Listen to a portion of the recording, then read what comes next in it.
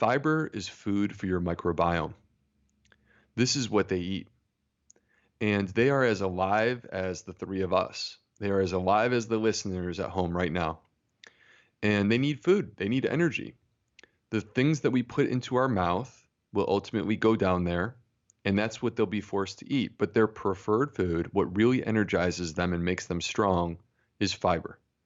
And the relationship between fiber and these microbes is really special, because it's not just that fiber goes in the mouth and shoots out the other end like a torpedo. It's that fiber is actually their food. They eat it, and then they release what I think is honestly, the biggest thing in all of nutrition that not enough people are talking about: short chain fatty acids, butyrate, acetate, and propionate. They heal and reverse leaky gut. They optimize the immune system. Gosh, that's kind of important during COVID-19. They actually reverse type 2 diabetes. They lower cholesterol. They have protective effects in the heart. They cross the blood-brain barrier. They have protective effects in the brain. They are incredibly powerful. They are incredibly anti-inflammatory. They do that throughout the entire body. And the way that you get them is when fiber meets microbe, and this love affair takes place in your gut. Not to be too graphic. Hello and welcome back to Goodness Love Alive. Today we're talking to Dr. Will Bulsiewicz, aka the Gut Health MD. We're going to be talking about dietary fiber, prebiotics, probiotics, postbiotics, and what's the deal with lectins? What's the long-term impacts of keto and low FODMAP diets, and so much more. You don't want to miss out on this one.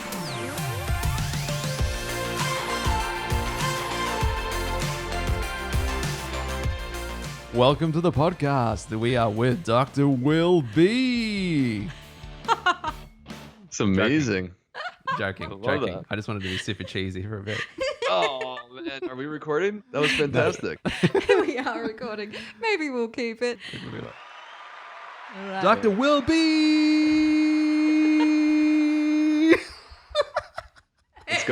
Let's go. Hello, everyone, and welcome to Dr. Will Bulsiewicz, who has just released his brand new book, Fiber Fueled. It is selling out across the country. Here is Dr. Will B with his brand new baby. How are you feeling? I'm doing great. I'm so happy that this baby is finally delivered and I don't have to carry that burden anymore. And life is good. Yeah, awesome. So I understand that it's is indeed selling out across Amazon and all different places. So here's the cutting news. You can still get it from Barnes & Noble, or best, even better, call your local bookshop. Is that right, Dr. B? Yeah, so it's crazy. Yeah, Amazon is sold out, Target is sold out, Walmart is sold out. But if you call your local bookstore, frankly, you should do this anyway because it's COVID-19. And when you're going to spend $1, why not give that dollar to your neighbor who needs it, right? So spend it in your 100%. local community. Call your local bookshop. If that doesn't work, go to bookshop.org, which supports local bookshops, or Barnes & Noble. That's the other choice. Excellent. So we're going to dive into lots of exciting things. I've got a list here. It includes, we're going to be talking about controversial things like lectins, the latest science on autoimmune disease like Crohn's disease and ulcerative colitis.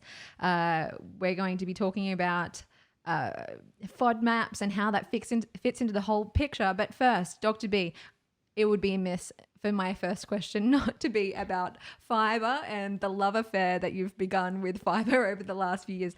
Could you tell us a bit about your story and what started this obsession with fiber? Oh my gosh. Well, first of all, I appreciate you calling me out, but that's okay. I'm willing to openly acknowledge and publicly say that I think the fiber is sexy. And you may not, but I'm going to try to convince you of that during this podcast today. Okay. So, the deal is this. I am a traditionally trained Western doctor, trained at great institutions, Georgetown, Northwestern, UNC. But when I had my own health issues, 50 pounds overweight, 20 kilos, high blood pressure, anxiety issues, when I had my own problems, my medical training didn't really provide me with a way out of it. And ultimately, what did give me a way out was the discovery of a plant-based diet. And when this happened and the weight started melting away, I started to ask questions like, why had I not been taught this in my medical training? I went to the medical literature and I was absolutely shocked when I found that there were thousands of studies to back up the benefits of a plant-based diet. And so it was so powerful, I became obsessed with it. And I studied it, and then I brought it into my clinic, and I healed thousands of patients. And that compelled me to spread the message. And I started doing things that, frankly, didn't feel natural to me, like starting an Instagram account. Like I honestly don't really enjoy Instagram, but I felt compelled to share. And so I started that, and then I started podcasting, and now here we are. And my book is finally here, almost 2 years of work. Awesome. And, obviously it being sold out is just showing, the market is so hungry for this type of information. And what we're curious to dive into right now is, let's just get deeper into this whole fiber equation. Because I think people, for example, understand fiber is maybe helpful, the doctors say increase your veggie intake because your fiber intake is important. But why exactly is it important? What is this part of a grand... What role does fiber have in part of this grand ecosystem within our guts? Well, I think first of all, we have way oversimplified it, and in a way, we have dismissed the power that you will find in fiber. Okay, so let's start here and say that fiber is food for your microbiome. This is what they eat, and they are as alive as the three of us. They are as alive as the listeners at home right now, and they need food. They need energy. The things that we put into our mouth will ultimately go down there, and that's what they'll be forced to eat. But their preferred food, what really energizes them and makes them strong, is fiber. Fiber is found in plants. All plants contain fiber, and it's exclusive to plants. Plants have a monopoly on fiber, so if you want it, there's only one place to get it: fruits, vegetables, whole grains, seeds, nuts, and legumes. And the relationship between fiber and these microbes is really special. Because it's not just that fiber goes in the mouth and shoots out the other end like a torpedo. It's that fiber is actually their food. They eat it. And then they release what I think is honestly, the biggest thing in all of nutrition that not enough people are talking about: short chain fatty acids, butyrate, acetate, and propionate. They heal and reverse leaky gut. They optimize the immune system. Gosh, that's kind of important during COVID-19. They actually reverse type 2 diabetes. They lower cholesterol. They have protective effects in the heart. They cross the blood-brain barrier. They have protective effects in the brain. They are incredibly powerful. They are incredibly anti-inflammatory. They do that throughout the entire body. And the way that you get them is when fiber meets microbe, and this love affair takes place in your gut. Not to be too graphic. So, okay, let's dive into this metaphor of the love affair, because I think metaphors are good for people to understand this stuff, right? So we have fiber entering the love affair. Who is it? Who's its first friend? Or, who's the first date that it has inside your gut? Because I've heard there's some interesting, I guess, speed dating that's going on there with fiber inside the gut. Well, so fiber is, what's special about fiber, and this is, by the way, also true of resistant starch. When you hear people talk about resistant starch, this is also true of that. It passes through the small intestine completely untouched. We as humans lack the enzymes to break down fiber. There's these enzymes, not to be too nerdy, but I think you guys know me. I am, so I can't help that. There's these enzymes called glycoside hydrolases. Well, us big, strong humans only have 17 of them. And a single cellular microbe that is invisible to the human eye, that could be on the tip of my finger right now and you wouldn't see it without a microscope, could have hundreds of these enzymes. And when they look at the microbiome as a complete unit, this complete unit where its purpose is to break down and digest our food, including our dietary fiber, the microbiome has 60,000 of these enzymes. Humans, 17. Microbes that we can't even see, 60,000 of these enzymes designed to break down and process. And when they break down and process, that's when we get the benefits. These short chain fatty acids, these are the next big thing. People are talking about probiotics. Okay, that's cool. They're kind of, that's like 3 years ago. 2020 is a little bit the year of the prebiotic. You're starting to see these really emerge and come out in a big way. But let's talk next level. Let's talk in a way where it's like, guys, I'm about to give you something where it's like 6 months from now, your friends are going to be like, oh my gosh, you were talking about that before anyone else knew about it. It's like finding a band before the album came out. Okay. Postbiotics. Postbiotics. Postbiotics are the healing molecules that you get from the production of short chain fatty acids by the microbes. Okay. Short chain fatty acids are the postbiotics. So if we're looking for an analogy, Matt, here's what I would say. It's like this. Imagine going to this wonderful restaurant with a world-class chef, all right? And they got the best locally sourced ingredients. Now, in this restaurant, the chef is the probiotic, and the ingredients are the prebiotics. But at the end of the day, you're not there to look at the ingredients, and you're not there to shake hands with the chef. You're there to eat a meal. And the postbiotics are the meal that the chef prepares when you give the chef the right ingredients. Prebiotics plus probiotics produce the postbiotic short chain fatty acids. This is the money. This is where it's at. And this is what is so critically important for people to understand, because we are living in a world where we're not getting enough fiber. And that's like having a restaurant where the chef is starving and there's no ingredients for the chef to cook with. Gosh, that doesn't sound like a great place to go to have a meal, does it? Well said. I love the analogies. Thanks, you guys. So can you tell me more about what these short chain fatty acids do for us? I know that they are fantastic immediately within the gut, say repairing gut lining and all that sort of good stuff. But what about in the body as a whole? All right. So if it's okay to start in the gut. Yeah. If you're asking the question, like I think a lot of the people who are going to be listening to this podcast are people that are into gut health, and they're probably into gut health for a good reason. Like, for example, they have had digestive issues themselves. And they want to know, how do you reverse leaky gut, Dr. B? That's a question. And the answer is, boom, right here, short chain fatty acids, okay? So when a person has leaky gut, what's happening inside the colon on a cellular level is that the lining of the colon has been busted open, almost like there's holes, because these things, they're like spot welts called tight junctions. They get broken down. All right. If you want to heal up leaky gut and close up these holes, you have to repair the tight junctions. And in order to do that, you got to suppress the inflammatory bacteria and get more good guys in the game. The good guys need to get in there.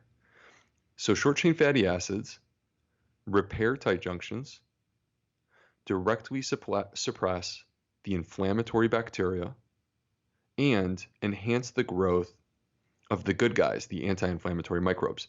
On all levels, this is the solution to leaky gut. And it's no surprise that leaky gut is so prevalent if you're just not going to have short chain fatty acids. They're also the food for our colonocytes. So, the cells that line our colon, they need energy. All cells need energy. And the nutrition that the cells that line our colon require is butyrate, which is one of the short chain fatty acids. If you want a healthy colon, you need butyrate. And it's no coincidence that low butyrate levels are associated with the development of colon cancer. With the opposite also being true, that when you get more short chain fatty acids, you actually directly inhibit colon cancer. It's been shown that they directly inhibit colon cancer. So from a colonic perspective, just right there, like immediately, boom, right there, short chain fatty acids are produced, healing the wall of the colon, getting rid of the bad guys, getting more good guys in the game, getting rid of colon cancer. All good stuff. But then you got to start looking at what's happening in other places. So, you asked, like, so what are they doing in other parts of the body? Okay, let's go to the most distal part of the body. Let's go way far away from the colon, other end. Let's go to the brain. Now, the brain has a protective barrier around it. It's called the blood-brain barrier. It's meant to keep stuff out. But the blood-brain barrier is kind of like the lining of the colon. It can break down. It can fail. And guess what? when it breaks down and fails, it's almost conceptually the same thing. It's tight junctions again. And there are these people who come to their doctor and they say, I'm having brain fog, right? And there's like every day in America, there are thousands of people that go to their doctor and say, I'm having brain fog. And yet somehow doctors don't believe that that exists. How is that possible that thousands of people could say that, right? And you don't think it exists? What it is it's leaky brain. It's leaky brain. It's the same thing as leaky gut, except it's involving the blood-brain barrier. The tight junctions have once again broken down. We once again need to repair the tight junctions. And guess what? Short-chain fatty acids, butyrate, once again can do that. They can fix the blood-brain barrier. They cross into the brain. They affect our memory. They affect our mood. And think about Alzheimer's, like this epidemic that we have. I mean, I'll be honest with you. That is like my biggest fear. My personal biggest fear is Alzheimer's. And the pharmaceutical industry, like I can't even imagine how much money they would spend to get a drug that would prevent Alzheimer's. I'm sure they would spend over $1 billion to get that drug. And while they screw around with their pharmacologic development, I want you guys to know right now that it already exists.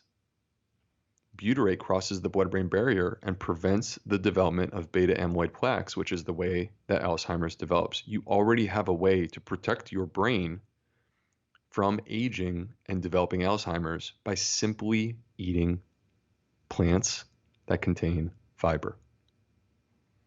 So good. And I've got so many questions, but starting with butyrate and this whole colon cancer thing, because when we spoke to the CSIRO in Australia, who have researched the microbiome for the last 20 years, they had an interesting, I guess, correlation in the sense that although it appeared that fiber rates, our intake of fiber had increased over the last 50 years, colon cancer had increased. And they postulated that it was something to do with these lack of resistant starches that was reaching the microbiome. Can you explain to us more about why that could be happening? Why could we have an increase in colon cancer, but a lowered, I guess, in our daily dietary intake, a lowered intake of resistant starches, and why are resistant starches important? Well, resistant starches you will find in, they kind of come in interesting places. So, for example, white potatoes, believe it or not, are a great source of resistant starches. And you'll also find them in whole grains and legumes. And what we've seen in the last, 50 years is a diminished consumption of those particular foods, whole grains and legumes. It's interesting how and I know we're going to talk about this more, how we blame beans for all of our modern epidemics, and yet we're eating 25% less than our parents' generation did. It's hard for me to really wrap my mind around why that would suddenly be this big problem. So the point being that our diet has changed, and to say, Matt, that we're eating more fiber these days, if that's true, then that means that our parents' generation is the lowest generation of fiber in human history.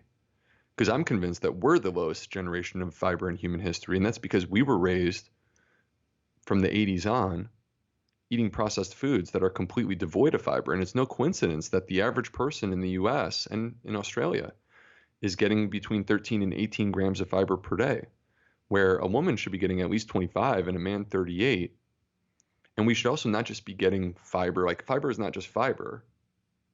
It's important to recognize that fiber should be coming from a wide variety of plant sources. That's the most important thing with the microbiome. It's not just grams of fiber. Look, you could take 100 grams of a supplement, and that's not adequately going to take care of your gut microbiome, because what actually makes your gut microbiome thrive, and this is scientifically validated, is the diversity of plants in your diet. This is the most important thing. A broad, diverse diet of plants, different types of plants, creates a diverse microbiome of all the different species. And that is a resilient microbiome that is completely designed with all 60,000 enzymes and with all of the tools that it needs in order to be able to protect you. Okay, very interesting. I now want to talk about beans because beans is obviously, as you've suggested, a bit of a gut bug favorite. But a lot of people avoid eating beans, as you said, because, and I want to postulate that that's potentially because of gas and bloating or because they're concerned about the lectin content. Could you speak to those topics, please? Well, let's start with the gas and bloating first, which is that foods that contain high levels of fiber or FODMAPs, which are the fermentable parts of our food, are going to produce more gas and bloating. When your gut is adapted to those foods, you become increasingly efficient at dealing with them. In other words, your digestion is better and you produce less gas. Not everyone produces the same amount of gas from the same food. So like for me, I can go and have a salad with like 5 different types of beans. And because I'm used to eating that way, I feel totally fine. But if you took me, 10 years ago where I was not eating this way, and I tried to literally add one big scoop of one bean, I would feel super bloated and I might have abdominal pain and cramps and I would be miserable. And so the key is that the gut and the microbiome need to be adapted to your diet so that they're able to take this large bolus of fiber and FODMAPs that comes with beans or with whole grains. But the FODMAPs, I want people to understand FODMAPs, they would be so easy to vilify. I won't be surprised if certain authors come out with a book saying that FODMAPs are killing us, right? It's so easy to vilify them because they cause gas. But actually, they're prebiotic. The reason why they cause gas is because they're prebiotic. This is food for the microbiome. This actually makes your microbiome stronger. You just need to take the right amount and not overdo it all at once. When you do too much all at once, that's when you cause too much gas and you hurt yourself. When it comes to lectins, this is not a new idea. Like, I want people to understand that. Like, it's amazing how it turned into this big book when this is an old idea that's been floating around the fringe literature in medicine for 40 years, like since before I was born. And the idea is based on lab studies where, they'll take like a test tube and they'll throw some crazy concentration of lectins into a test tube with some human cells that are not obviously like a real human. It's just like in a test tube, and you shake it up and you see what happens. And you're like, oh, look at this, look what happened, right?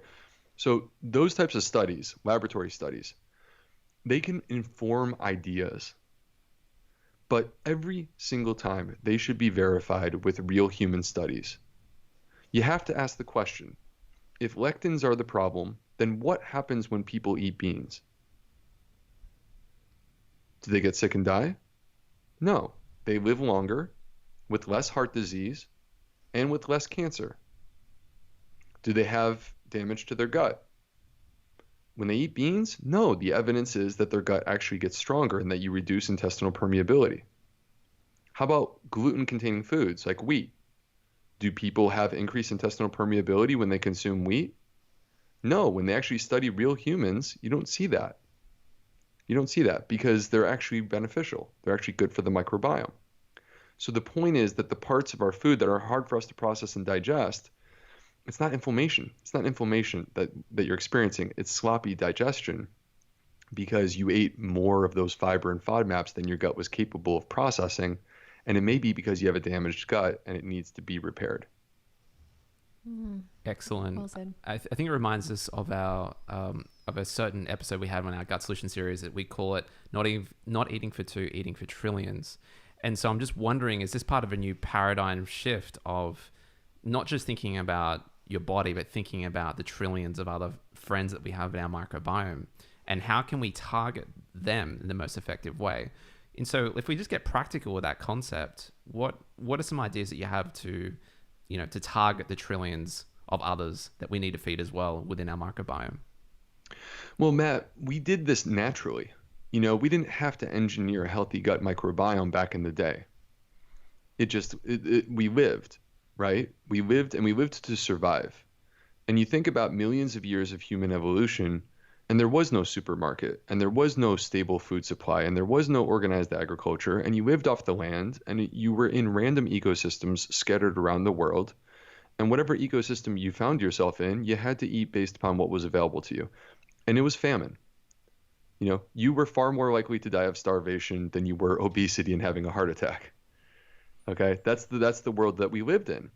And when we look at populations of people who live that way today, they naturally consume more than 100 grams of fiber per day.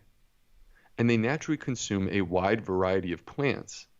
That's just the way that they eat. Like if you look at the Hadza, who are in Tanzania, they eat 600 varieties of plants in a year. 600 varieties. Not every plant every day. There's a seasonal variability to it. But the point is they live off the land, and the land is diverse. There are hundreds of thousands of plants that are edible on our planet. And if you were to live off the land, that's the way that you would naturally eat. But now here we are, and we have society. We have supermarkets. We have organized agriculture. We have, increasingly, it's a big farm. It's not the family-run farm anymore. It's the big farm systems. They're opting for a limited number of crops. The crops are high yield, right? So essentially what we see is the diversity that exists within our diet as we have become more organized into society. The diversity has been eroding away. And so Matt, the point is this, that if we want to take care of our gut microbiome in 2020, we have to engineer it. We can't wait for our food system to do it for us. Diversity of plants in the diet will not naturally happen if you just eat the way that the food system wants you to. If you want a healthy gut microbiome, you have to be conscious of the critical pieces that feed into that. And that, to me, is what my book is about. I'm turning on the light bulb so that when you go to the supermarket, you're not just passively walking through, you're a conscious customer, and you know what you need to foster the trillions, to take care of the trillions so that they can take care of you. Awesome. Thanks. So what do you think about diets that are popular at the moment? I know the carnivore diet is getting traction, paleo, I guess, and there's different types of paleo. So I can't really put everyone that's paleo in the same bucket, or the ketogenic diet. What do you think about these emerging diets and their impact on the microbiome? All studies where we look at the impact of dietary restriction on the gut microbiome have consistently yielded the same result. They've never shown benefit to dietary restriction. They've always shown that you cause harm to the gut microbiome by reducing the diversity of plants in your diet. We see that with the low FODMAP diet, where people go permanently low FODMAP and never reintroduce. We see that with gluten-free diets. And we see there are studies looking at specific components such as the elimination of whole grains or the elimination of legumes and beans. So the point from my perspective is that it's impossible for me to believe that these are healthy choices in terms of the gut microbiome. Now, is it superior to eliminate processed foods? 100%. I completely agree with that. I actually think the paleo diet could be a very healthy diet if you would just bring beans and grains back in. And by grains, I mean whole grains. I actually think it would be a very healthy diet if you were to do that. The ketogenic diet by itself is a high-fat, low-carb diet. Fiber is a carb. There's certain categories of plant foods that are eliminated, like fruit, that are eliminated on a ketogenic diet. And you can't achieve ketosis if you're going to go and do that. And the question is this, with regard to ketogenic diet and paleo. What is the diet that will enhance longevity? What is the diet that will reduce your risk of heart disease? What is the diet that will reduce your risk of cancer? Those are the questions. And the studies are consistently showing that it is a high carb when it is real food. It is a high carb plant-based diet that enhances longevity, that reduces your risk of heart disease, that reduces your risk of cancer. My concern with these diets, paleo and keto, is, again, number one, you eliminate processed food, you're going to find some benefits because you just improved your diet on that level, period. No matter what you do, even if it's a carnivore diet, you're going to see some short-term benefit because you get rid of the processed food. But my concern is long-term. The number one risk of death is heart disease. And on a high-fat ketogenic diet or on a carnivore diet, you are exposing your risk even more. I would be shocked if you maintained a carnivore diet and lived past age 60, frankly, being totally serious. And you're destroying your gut in the process because you're eliminating fiber. Now, there was a study by Justin Sonnenberg, which, by the way, one of the things I'm really proud of with my book is that Justin Sonnenberg actually has endorsed and supported my book. Nice. He's a microbiome researcher at Stanford. Okay, he's actually done a lot of the studies on the Hadza in Tanzania, but he also did this lab study that I find to be fascinating, and I want to show people this because I think it's so important when you think about doing something like, for example, a carnivore diet, which is 0 fiber. Okay. In this study, he took mice and he looked at could there be generational losses of diversity in the microbiome? What that means is that could you lose microbes from grandma passing on to mom and from mom passing on to you? So imagine grandma has 1,000 species and by the time she has mom, she's down to 700 species. And then when mom has you, she's down to 400 species. She's down to 400 species, so you only inherit 400. And you're at a loss of 60% relative to grandma. What Sonnenberg showed in these mice is that if you keep mice on a low fiber diet, they will have a loss of diversity that it goes on over generations. It's reversible if you reintroduce fiber. But if you never reintroduce the fiber, they lose diversity, and at some point they never get it back. So the point is that Sonnenberg has demonstrated that over the course of time, going low fiber is causing serious harm to your gut microbiome, and at some point you will cross a line where you just can't get it back. Wow. So for those of us listening that have been like, okay, I want to incorporate fiber back into my diet, but I have been low FODMAP or I've been keto and I know my stomach, I look 8 months pregnant when I eat a couple of things with garlic in it. What would you recommend for these people easing into it? I know you said it before, but could you break it down into what that would actually look like in a meal? Well, so what you need to do is you need to slowly reintroduce these foods, and it may require you to work with a registered dietitian if you have a very severely injured gut, because the reality is this. It's like if I hurt my shoulder, I have to rehab my shoulder, okay? Now, I'm a medical doctor, but like I don't really know how to rehab my shoulder. I could read about it on the internet and pretend that I figure it out. I still don't really know. I would go to a physical therapist. That's what a physical therapist does for a living. They would have expertise and experience with that particular scenario, and they would guide me through it. And I think that's true when a person has a damaged gut. When you have a damaged gut and you're trying to reintroduce these foods, it's like rehab. And you have to acknowledge that there's going to be some discomfort with that, and working through that discomfort is ultimately going to lead you to a stronger place from a gut perspective. And you may also need the assistance of someone else to get there. Excellent. And I was curious from reading from your book that you mentioned something about the increasing rate of autoimmune disease in industrialized nations. Yeah. What is this connection here between the microbiome and this rate of increase of autoimmune disease? 70% of the immune system lives in the gut. And right there, like just that single layer of cells that is so thin that you can't even see it with the naked eye. On one side, 70% of your immune system, and on the other side, 39 trillion microbes. And they're in constant communication, talking to each other. The job of the microbiome is to train the immune system. We rely on the microbiome to do that. When you disrupt the microbiome, you disrupt the immune system. From my perspective, whether we're talking about autoimmune disease or COVID-19, and by the way, I'm happy to talk more about autoimmune disease if you like, but whether we're talking about autoimmune disease or COVID-19, the important point is this.